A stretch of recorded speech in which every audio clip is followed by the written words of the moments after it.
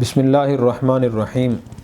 اللہ تبارک و تعالیٰ نے جو ہمیں زندگی عطا فرمائی ہے، اس کے بارے میں سورہ ملک میں ارشاد فرمایا، الذی خلق الموت والحیات لیبلوکم ایکم احسن عملا، کہ میں نے تمہیں زندگی اس لیے عطا فرمائی ہے، زندگی اور موت، تاکہ میں تمہارا امتحان لوں کون اچھے اعمال کر کے آتا ہے۔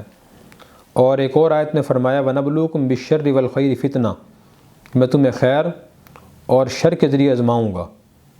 اللہ تعالیٰ کے آزمانے کی ایک صورت یہ بھی ہوتی ہے کہ اللہ کسی کو دولت سے بے تحاشا نواز دیتے ہیں، یہ اس کا امتحان ہوتا ہے کہ وہ اس کو صحیح استعمال کرتا ہے یا نہیں کرتا، اللہ کے ضرورت مند بندوں پر خرچ کرتا ہے یا نہیں کرتا۔ اگر وہ خرچ کرتا رہتا ہے تو اللہ تبارک و تعالیٰ اسے مزید نوازتے رہتے ہیں۔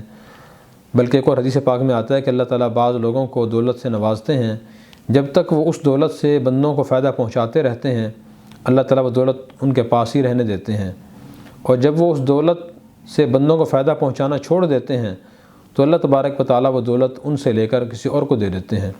اگر ہم معاشرے پر، تاریخ پر، اپنے متعلقین میں نظر دوڑائیں، ہمیں بہت سے لوگ ایسے نظر آتے ہیں کہ جن کو اللہ تعالیٰ نے بہت ذرا دولت سے نوازا تھا، لیکن آہستہ آہستہ وہ دولت ان سے چلی گئی۔ اگر ہم غور سے دیکھیں تو نبی کریم صلی اللہ علیہ وسلم کا یہ ارشاد ہمیں بالکل سچا معلوم ہوتا ہے۔ ارشاد سچا ہوتا ہے آپ کا، لیکن صداقت ہمیں آنکھوں سے نظر آتی ہے کہ جو لوگ اللہ کے بندوں پر دولت خرچ کرنا چھوڑ دیتے ہیں اللہ تعالیٰ ان سے واپس لے لیتے ہیں۔ نبی پاک صلی اللہ علیہ وسلم کے اس بارے میں کیا معمول تھا؟ حدیث پاک میں آتا ہے، آپ صلی اللہ علیہ وسلم نے ارشاد فرمایا لو کان عندی مثل احد ذهبا لسرنی اللہ یمر علی ثلاث لیال وعندی منہ شیء الا شیء ارصدہ لدین۔ یہ صحیح بخاری مسلم کی حدیث ہے۔ اس میں آپ صلی اللہ علیہ وسلم یہ فرما رہے ہیں، اگر میرے پاس احد پہاڑ کے برابر بھی سونا ہو تو میری خوشی یہ ہوگی کہ 3 راتیں گزرنے سے پہلے پہلے میں سارے سونے کو صدقہ خیرات کر دوں۔ ہاں، جو میرے ذمہ قرض ہے میں یہ کوشش کروں گا کہ جتنا میرے ذمہ قرض ہے اس قرض کی مقدار اپنے پاس رکھوں۔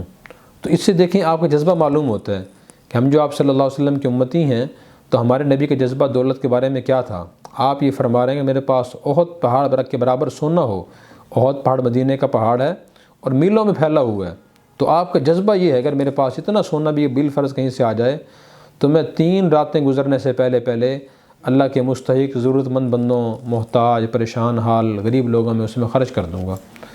اگر ہم بھی یہ نیت کر لیں کہ فی الحال ہمارے پاس اتنی دولت تو نہیں ہے، سونا تو نہیں ہے، اگر اللہ تعالیٰ مجھے بھی پہاڑ کے برابر سونا عطا فرما دے تو میں بھی انشاءاللہ خیرات کر دوں گا۔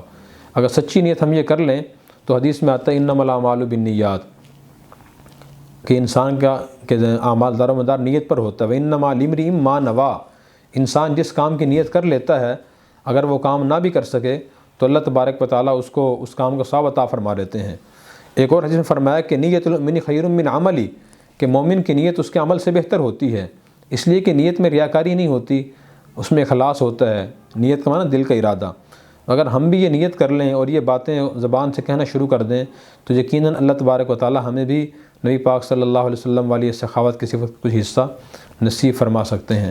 اللہ تبارک و تعالیٰ ہمیں یہ جذبہ اور یہ یقین نصیب فرمائے۔